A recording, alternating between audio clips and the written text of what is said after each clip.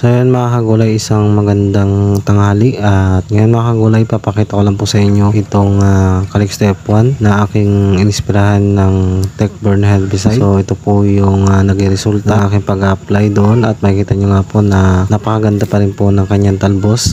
Sinisigurado ko naman po na lahat ng aking sinasabing mga pamatida ay wala po talagang epekto yan kahit medyo idikit nyo pa yan sa mga puno. So ito po ating Calixto ay medyo malapit na rin itong balagan, pero meron na rin pong step na ginawa dito. So abangan na lang po yung aking update dito para makita nyo yung pag-improve dito sa Calixto F1. At syempre ito ay ina-applyan natin pa rin ng Growers Bet 1000 Plus. Ayan, so makikita nyo naman na malalapad na yung kanyang dahon at naglalabas na nga siya ng pamulaklakan. Yung Growers Bet 1000 ay ginagamit ko po yun pagka ito po ay akin ng napatubigan or basa pa yung kanyang lupa. Para sa akin, mas epektibo yung Growers Bet 1000 Plus pagka basa po yung kanyang area. Every 5 days din naman yung aking pagpapatubig, kaya pagkayari kong tinubigan ay ina-applyan ko na po kinabukasan ng Growers Bet 1000 para maramdaman po agad ng ating mga gulay.